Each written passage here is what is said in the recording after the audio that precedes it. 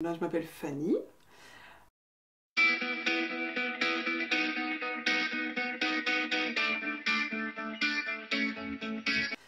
Je suis une jeune femme de 32 ans, pleine de vie, je dirais. Je recommence une nouvelle vie, donc c'est tout nouveau. Je suis de nouveau pleine de joie, de projets, de rencontres. Je revis. Voilà, c'est un peu ça. J'aime beaucoup argumenter, discuter, parler. Je m'exprime très bien. J'ai toujours su m'exprimer avec les gens, que ce soit dans un commerce avec des gens pour argumenter, que ce soit un entretien d'embauche, aborder des gens, me faire des amis comme ça en fait, ça c'est quelque chose que j'aime beaucoup. On m'a toujours dit mais toi vas-y, vas-y en première parce que toi tu sais parler et tout, donc ça et le chant du coup, le chant, bon, je sais bien chanter pour moi et autant ben voilà ça me permet de m'affirmer dans le sens où je sais que ça c'est quelque chose que je peux mettre en avant et ça me permet de m'affirmer moi-même quand je chante toute seule, quand, je, quand je veux parler d'un sujet ou quand je veux exprimer des émotions. C'est quelque chose. Si on m'empêche de chanter, je peux plus véritablement m'affirmer, comme vous dites. Voilà. L'écoute, je dirais.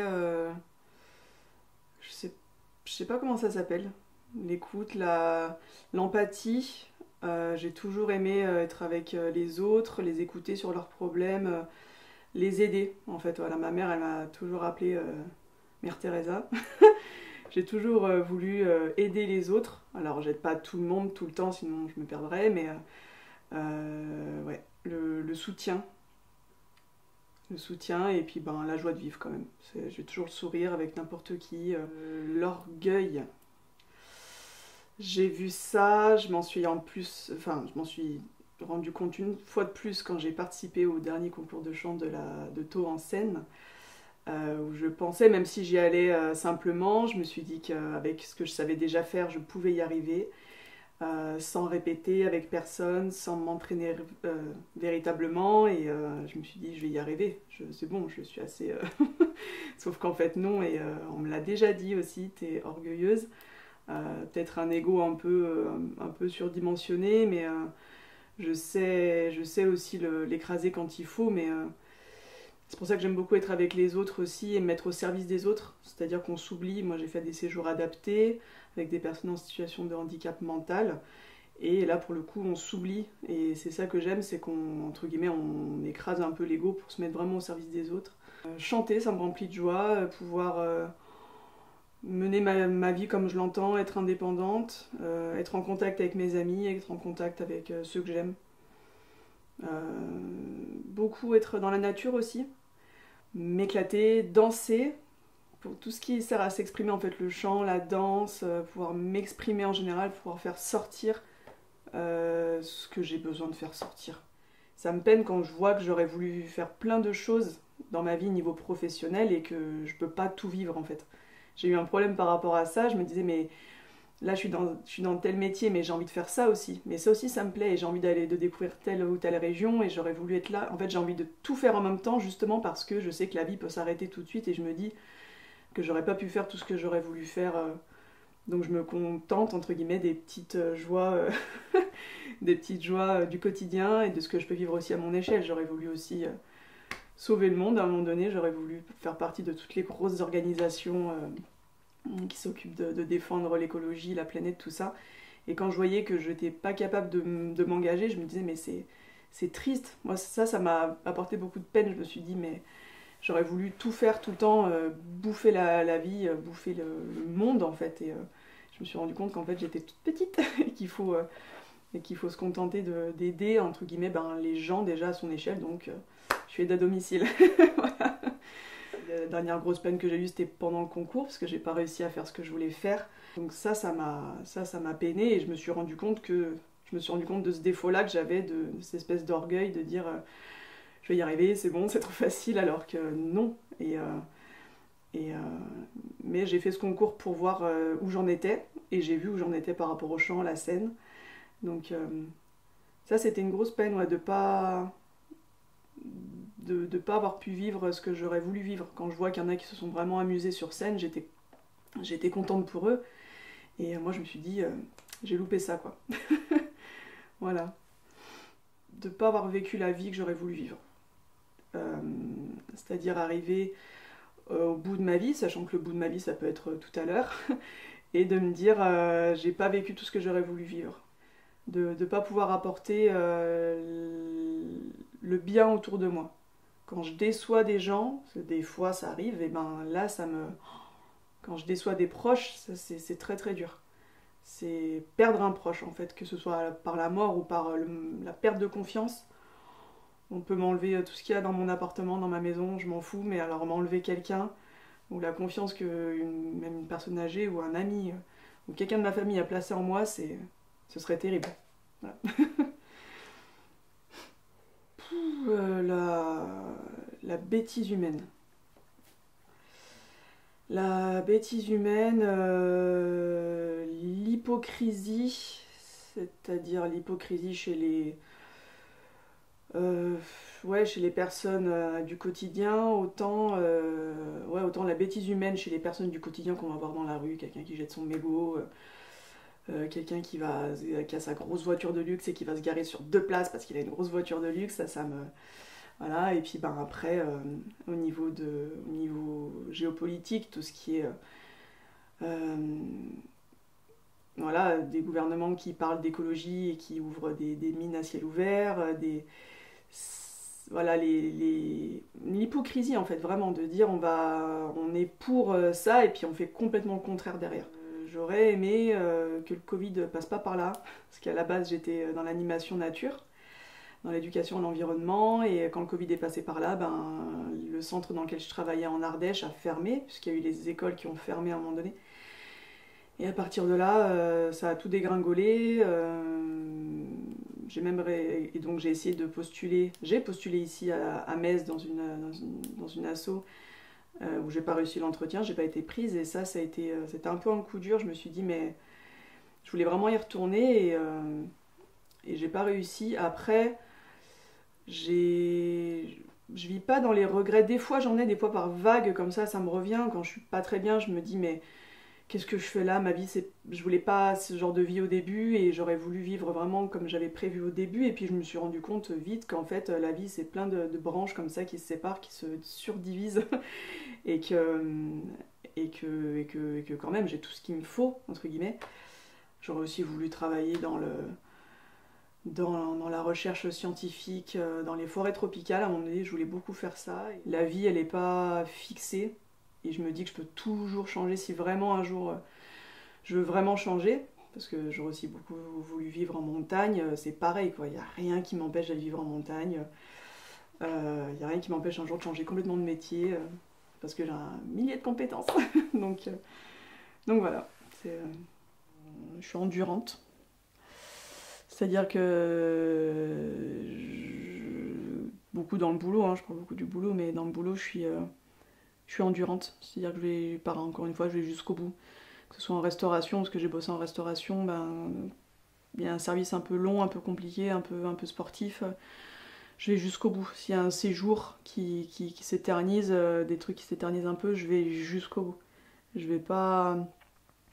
J'essaye vraiment d'être endurante physiquement en me disant je m'arrête pas tant que j'ai pas terminé. Et une fois que j'ai terminé, c'est pas grave, je me couche, je dors direct, mais je vais jusqu'au bout. Ouais, de pouvoir aller au devant des choses, rebondir, je dirais, pouvoir me reposer aussi. C'est-à-dire que si je sens qu'à un moment donné j'ai besoin, je vais aussi prendre du temps pour moi. On a beaucoup tendance à remplir le temps libre, et moi je me dis des fois, je pense que j'ai cette capacité de dire stop. Là j'ai 2 heures de pause, là t'as 2 heures de pause, ouais, bah vas-y, allonge-toi sur ton lit, tu penses à rien, tu te mets sous la couette, et tu reviens dans 2 heures. Tout mon parcours en fait m'a créé une force. Je me rends compte qu'à chaque boulot que j'ai, je pioche dans mon vécu. C'est-à-dire que je fais appel à ce que j'ai vécu dans le milieu professionnel et dans le milieu personnel. Et oui, mes forces... conseiller, ouais, je crois que je disais tout à l'heure, conseiller les autres, transmettre ce qu'on m'a appris, transmettre ce qu'on m'a appris. Des fois, je me surprends un peu en me donnant vraiment des conseils, j'ai l'impression d'entendre parler mon père. Et non, ça c'est une force, ouais. Tout ce qu'on a pu me donner, toutes les chances qu'on a pu me donner à un moment donné, je les redonne aux autres. Si j'ai vécu un truc un peu compliqué et qu'il y a quelqu'un qui se trouve dans la même situation que moi, je vais puiser là-dedans et je dirais ouais, mais tu sais, tu vas y arriver, t'inquiète pas. Au début, tu crois que ça va mal se passer, puis en fait, tu verras que justement que toi-même, tu as les ressources pour. J'ai réussi à trouver des ressources. Voilà, je me suis pas fait écraser. Alors à un moment donné, si, je me suis fait écraser, mais justement, j'ai rebondi et ouais, mes forces, c'est ça, c'est de pouvoir puiser dans ce que j'ai vécu et d'être entourée, en fait. C'est une force, d'être entourée. Les faiblesses physiques. Mon dos. J'ai un peu du mal avec mon dos des fois, alors je fais tout pour faire attention et tout, mais j'ai eu un accident, j'ai eu un accident à la noix qui m'a tassé une vertèbre et puis le boulot dans la restauration ça m'a usé les disques un peu, donc le dos, mais je fais tout justement pour pas avoir de problème de ce côté-là. Puis ouais, faiblesse psychologique, angoissée pour rien, avoir un cœur un peu trop mou aussi. Avoir un petit cœur un peu trop mou, comme disait mon père, un peu tout feu tout flamme, c'est-à-dire que je vais croire en quelque chose assez rapidement alors qu'en fait je me blinde pas assez. Je me dis tout de suite ça peut marcher, ça peut le faire et tout, allez, allons-y, et puis en fait je me rends compte que c'est pas forcément hyper partagé et je me dis que j'aurais peut-être pu carapacer un peu plus. Des fois j'y crois un peu trop. Je me dis trop que je peux y arriver facilement alors qu'en fait non.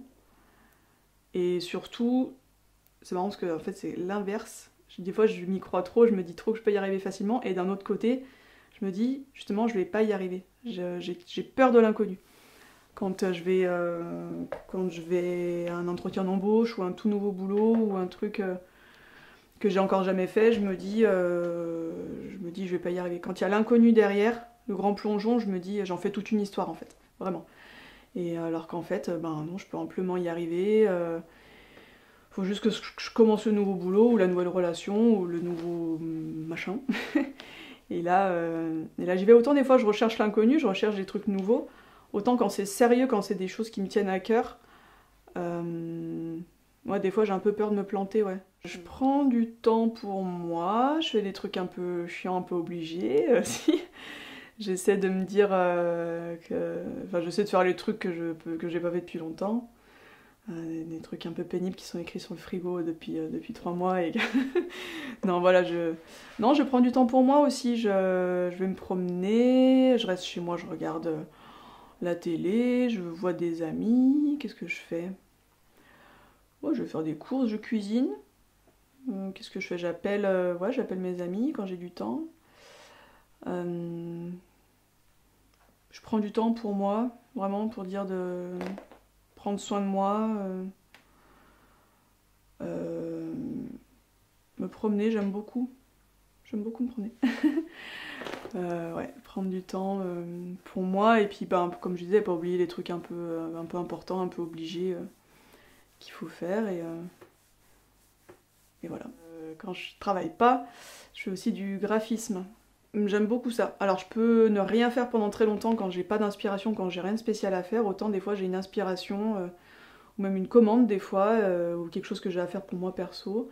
Et je me lance et là je peux y passer beaucoup de temps. Je peux reprendre la création pendant plusieurs semaines, rebouger, refaire, rebouger les couleurs. Oui mais si je mets ça, ça va pas, il faut que... Et tant que ça correspond pas exactement à l'idée que j'avais au départ, c'est pas bon. Et des fois j'ai des éclairs et en quelques minutes je le fais, ça me correspond et hop je l'imprime. Non, je suis fascinée par ça. Alors, hein, la musique, le cinéma, les voix, la nature, la faune, la flore, le voyage. Quand je regarde la télé, c'est jamais des trucs non, c'est toujours des trucs un peu instructifs. Et puis voilà, des documentaires sur les différentes cultures, sur la société, sur la psychologie. Alors à un moment donné, j'avais une vraie passion pour la photo. J'ai toujours une passion pour la photo, mais j'ai plus d'argent pour m'acheter un nouvel appareil photo. J'ai vendu le mien malheureusement. Ouais, le regard du photographe, j'aime beaucoup. Aller chercher ce que les autres voient pas, faire des prises de vue que les autres ne voient pas, retraiter l'image derrière, j'aime beaucoup, faire dans mon ordi, avoir tout plein de dossiers, sous-dossiers bien triés, bien être hyper carré, faire du tri, j'aime bien. Donc la photo, ouais, l'image, la musique, j'ai beaucoup de matériel de son en fait, dont je me sers assez peu. Là j'ai ressorti mon enregistreur manuel. J'aime beaucoup, à un moment donné je m'enregistrais beaucoup, j'ai même publié pas mal de vidéos sur internet avec des bandes son où je chante par-dessus, j'ai fait des mixages et tout pour mettre des espèces de maquettes sur internet, j'aime bien. C'est sûr que du coup le chant ça revient, c'est une grande passion, ouais. Voilà, la lecture aussi. Et puis l'humour, j'aime beaucoup. L'humour, la scène, la critique. J'aime beaucoup l'humour. C'est une grande forme d'intelligence et j'adore ça. Et puis après, la curiosité naturelle, la connexion très très tôt en fait avec la nature. Je me suis toujours sentie une fille de la nature, une fille de la rivière, très curieuse à aller vouloir les grenouilles, les insectes, la curiosité de l'enfant quoi, qui a jamais tari. J'ai des dizaines de bouquins sur la faune, la flore. J'adore la rando du coup. Donc la rando c'est la grande sœur de la promenade. C'est le stade au-dessus. Donc voilà, la rando pour moi c'est le sport que tu pratiques pour être dans la nature, marcher, faire de l'activité physique et puis en même temps être dans la nature, observer, prendre le temps. Je sais que moi, quand je suis partie en montagne, parce que j'ai fait beaucoup de saisons en montagne, une rando elle peut durer 2 fois plus longtemps parce que je m'arrête tous les mètres pour prendre des fleurs magnifiques ou des insectes magnifiques en photo. Les autres, les gens, les bonnes relations, les vraies bonnes relations, et s'écouter. Pas s'écouter en se disant j'ai pas envie d'y aller donc j'y vais pas aujourd'hui. Non, mais de s'écouter,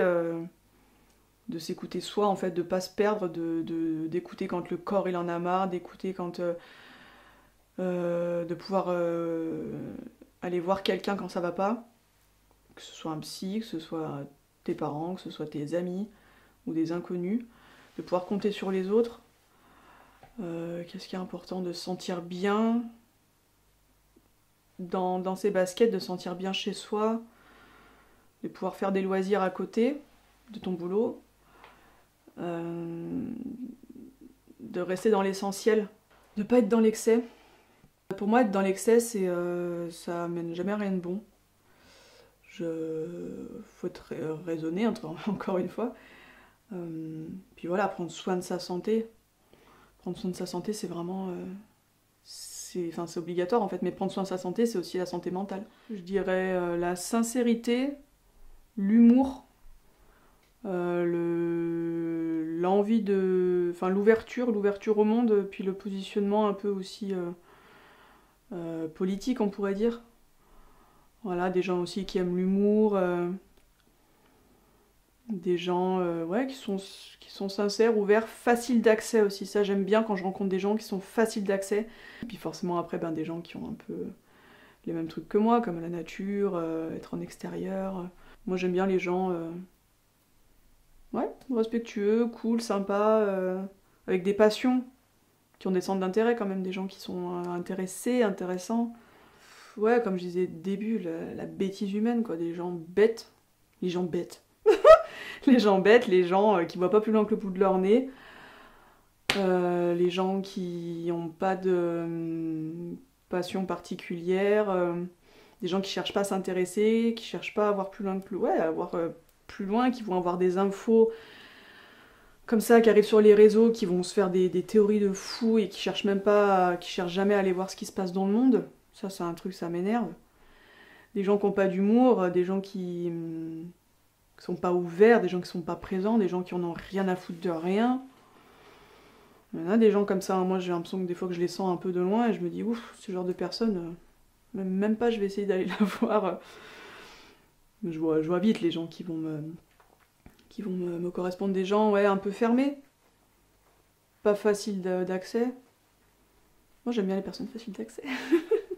Que t'as pas besoin d'ouvrir 10 verrous pour ouvrir la porte quoi. Juste tu mets la clé, ça s'ouvre, c'est bon quoi. Moi j'aime bien ça.